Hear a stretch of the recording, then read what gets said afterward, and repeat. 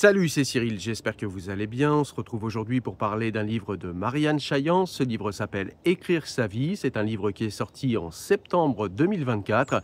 Et c'est un livre dont je voudrais te parler aujourd'hui parce que c'est un livre qui est très intéressant et qui interroge une notion très intéressante dont on parle beaucoup dans notre société. C'est la liberté. Alors pourquoi il est intéressant de questionner aujourd'hui la liberté? Parce que, eh bien, vous avez les coachs en développement personnel qui vous disent que finalement vous êtes libre de devenir absolument ce que vous voulez, que vous êtes une page blanche sur laquelle on peut écrire absolument n'importe quoi et qu'il vous suffit eh bien, tout simplement de quelques recettes qui ont marché pour tout le monde, de quelques recettes pour devenir absolument qui vous voulez. Je passe sur la contradiction dans les termes du développement personnel qui nous dit que eh bien, c'est du développement personnel et finalement on arrive à vendre des livres à des milliers de gens et à proposer des solutions pour des millions de gens. Évidemment, le coaching personnel est tout sauf personnel parce que, eh bien, il serait valable pour absolument tout le monde. Donc, ça n'est pas du développement personnel, c'est une contradiction dans les termes, mais il y a d'autres contradictions dans la philosophie des coachs en développement personnel et c'est justement contre cela, pas seulement, mais contre cela, eh bien, que va venir se positionner ce livre et en même temps, et peut-être c'est le plus important, eh bien, nous interroger sur la notion de liberté. Alors au début du livre, le livre nous rappelle la position des stoïciens. Les stoïciens étaient des déterministes absolus, c'est-à-dire qu'ils pensaient que le destin était déjà écrit et que nous n'avions la liberté que d'adhérer à ce destin ou bien de le rejeter.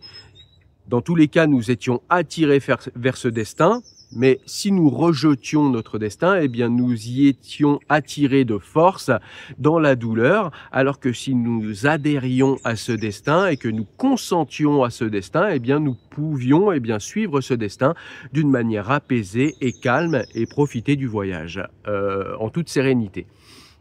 Donc ça, c'est le premier point.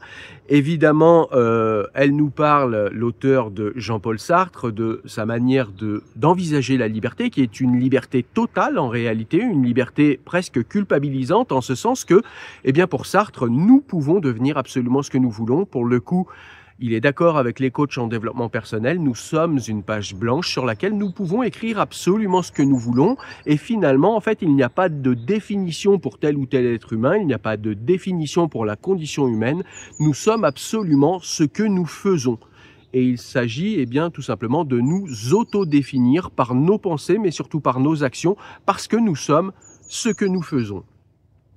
C'est une manière assez, assez extrême de voir la liberté, en ce sens que, eh bien finalement, on le voit, hein, la sociologie a battu en brèche cette manière d'envisager la liberté, et finalement, c'est une liberté assez bourgeoise, nous dit le livre, et je suis assez d'accord avec ça, c'est une liberté d'un bourgeois qui finalement pense que de sa place où il est, eh bien, il peut faire ce qu'il veut. Évidemment, c'est très facile pour lui de faire pas ce qu'il veut, mais de faire beaucoup de choses et d'avoir beaucoup plus d'opportunités que celui qui grandit dans les banlieues nord de Marseille, par exemple.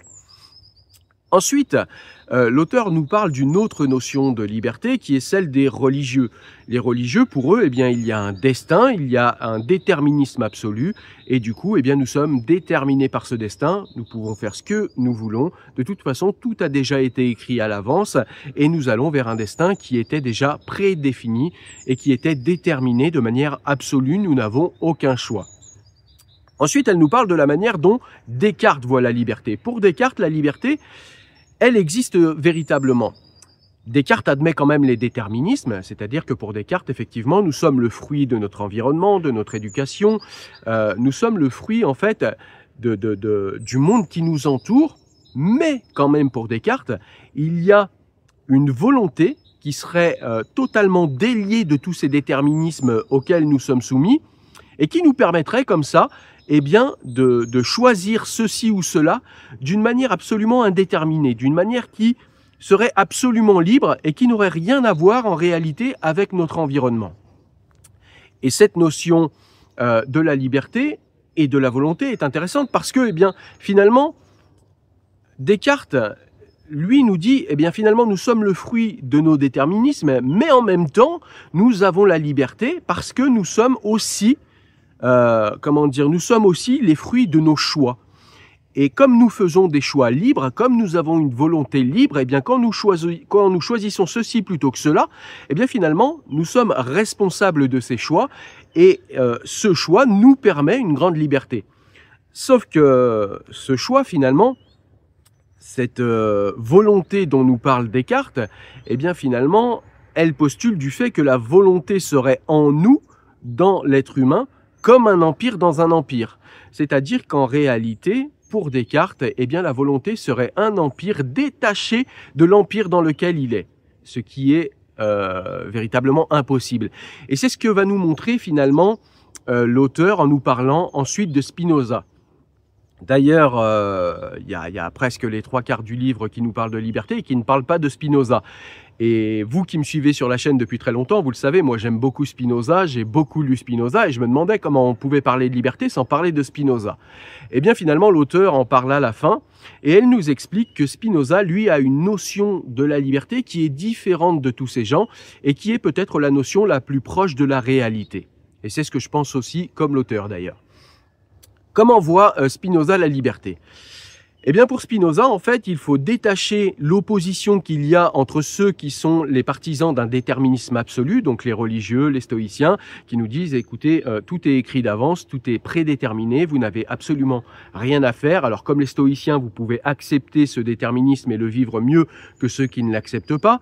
Pour les religieux, vous n'avez absolument aucune liberté, il y a le destin, il faut suivre le destin, et quoi que vous fassiez, et quels que soient vos choix, de toute façon, ils étaient prédéterminés à l'avance, il n'y a absolument rien à faire, il ne sert à rien de lutter. Vous avez, on en a parlé, Descartes, qui lui dit qu'on est déterminé, mais que finalement, quand même, face à nos déterminismes, on est en capacité de faire des choix. Et Spinoza, lui, arrive et dit, effectivement, nous sommes tous déterminés, nous sommes déterminés par une complexité de causes et de conséquences, par la manière dont on a été élevé, l'environnement dans lequel on a été élevé, la langue qu'on parle, le Zeitgeist, c'est-à-dire l'époque dans laquelle on est né, tout ce qui est à la mode, tout ce qui est moralement à la mode dans notre société, etc. En fait, on est l'auteur utilise un mot que je trouve intéressant, on est la complexion, en fait un être humain est pour Spinoza finalement la complexion de tous les déterminismes qui se sont appliqués sur nous jusqu'au moment où on en parle. Une pierre par exemple reçoit d'une cause extérieure qui la pousse une certaine quantité de mouvement. Et l'impulsion de la cause extérieure venant à cesser, elle continuera à se mouvoir nécessairement. Cette persistance de la pierre dans le mouvement est une contrainte, non parce qu'elle est nécessaire, mais parce qu'elle doit être définie par l'impulsion d'une cause extérieure. Ce qui est vrai de la pierre, il faut l'entendre de toute chose singulière, quelle que soit la complexité qu'il vous plaise de lui attribuer, si nombreuses que puissent être ses aptitudes, parce que toute chose singulière est nécessairement déterminée par une cause extérieure à exister et à agir d'une certaine manière déterminée. Concevez maintenant, si vous le voulez bien, que la pierre, tandis qu'elle continue de se mouvoir, pense et sache qu'elle fait effort, autant qu'elle peut, pour se mouvoir. Cette pierre, assurément, puisqu'elle a conscience de son effort seulement et qu'elle n'est en aucune façon indifférente, croira qu'elle est très libre et qu'elle ne persévère dans son mouvement que parce qu'elle le veut. Telle est cette liberté humaine que tous se vantent de posséder et qui consiste en cela seul que les hommes ont conscience de leurs appétits et ignorent les causes qui les déterminent. Un enfant croit librement à péter le lait, un jeune garçon irrité vouloir se venger, et, s'il est poltron, vouloir fuir. Un ivrogne croit dire par un libre décret de son âme ce qu'ensuite, revenu à la sobriété, il aurait voulu taire. De même un délirant, un bavard, et bien d'autres de même farine, croient agir par un libre décret de l'âme et non se laisser contraindre. Ce préjugé étant naturel, congénital parmi tous les hommes, il ne s'en libère pas aisément.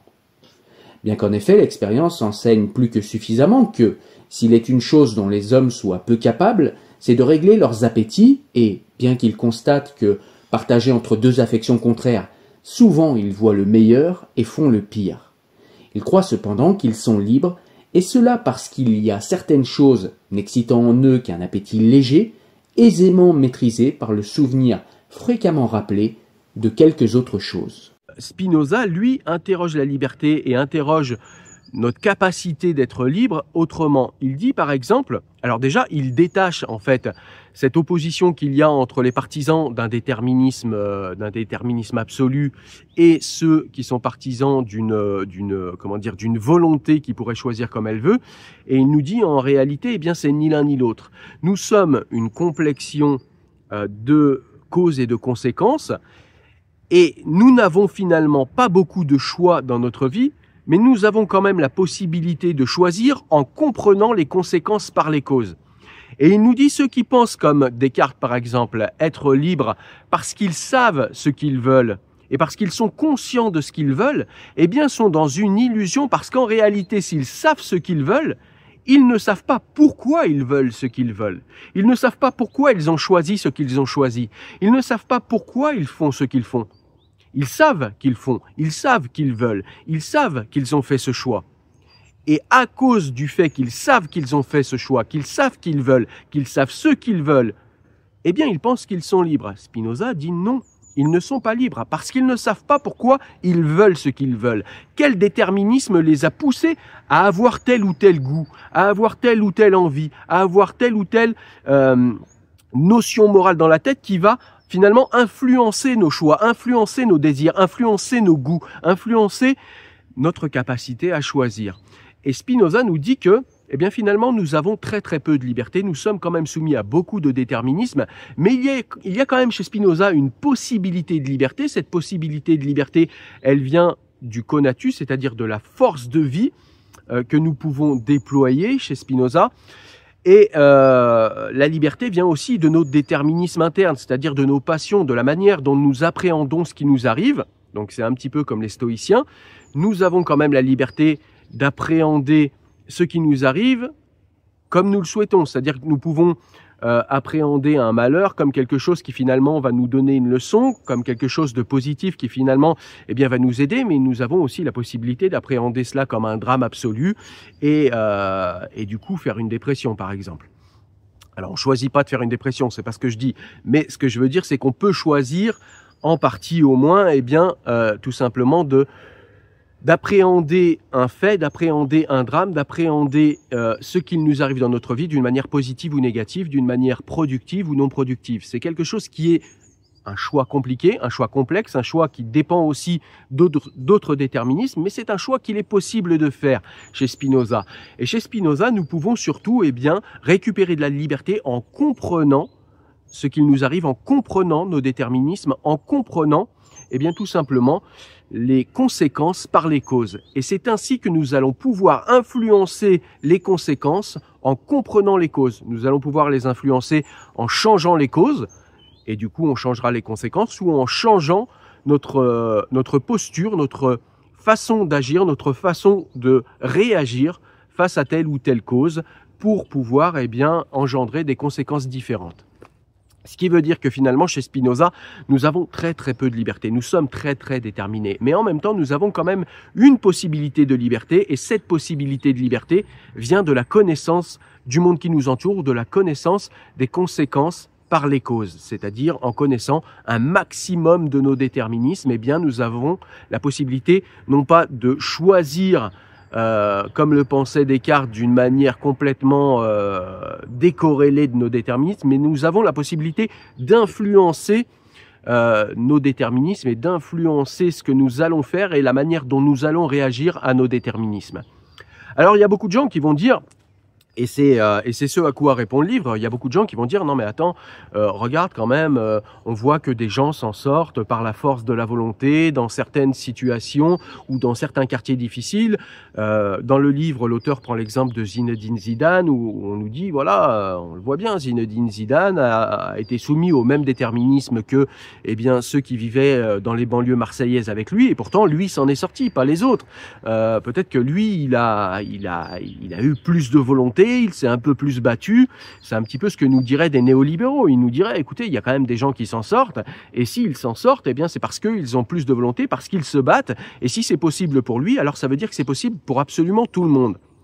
Eh bien ça, ce serait un principe qu'aimeraient entendre les coachs en développement personnel, et ils seraient d'accord, et d'ailleurs les coachs en développement personnel sont d'accord avec l'appréhension de la liberté chez les néolibéraux, c'est-à-dire que quand on veut, on peut, et que si on ne peut pas, si on n'y arrive pas, c'est que finalement on ne veut pas assez.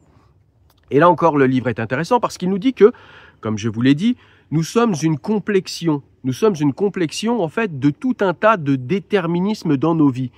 Chez des gens comme Zinedine Zidane, il y a eu des déterminismes qui ne se sont appliqués qu'à lui et qui ont fait que lui a réussi. Est-ce qu'il a eu peut-être des meilleurs parents qui l'ont poussé vers la réussite? Est-ce qu'il a eu un amour comme ça pour le football qui finalement l'a poussé vers et qui lui a donné une force qui finalement n'est pas un choix, c'est simplement une force en fait qui découle d'une passion pour quelque chose, une passion qu'il n'a pas choisie.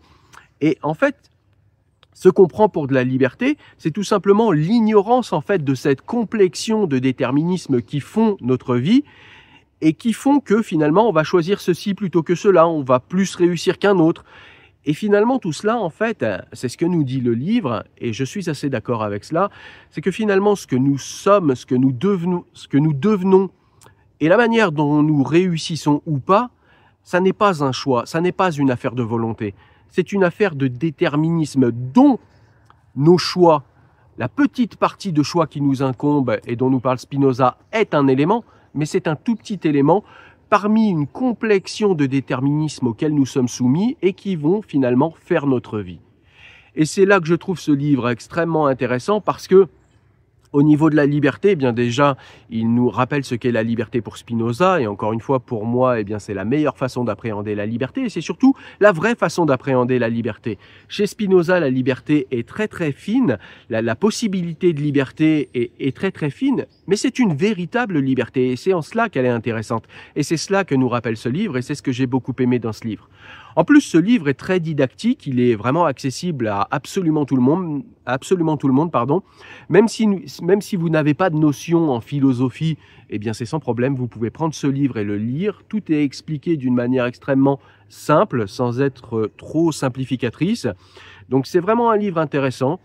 Un livre qui nous fait réfléchir sur la liberté, qui nous fait réfléchir sur cette notion de liberté dont beaucoup parlent et finalement si peu de gens réfléchissent. Voilà, j'espère que vous avez aimé cette vidéo. En tout cas, moi, je vous conseille absolument de lire ce livre de Marianne Chaillan, Écrire sa vie. Donc voilà, il me reste à vous remercier, à remercier ceux qui financent la chaîne. N'hésitez pas à aller nous rejoindre sur le site, en podcast. N'hésitez pas également à me répondre à cette vidéo en commentaire, me donner votre appréhension à vous de la liberté, comment vous voyez la liberté et pourquoi.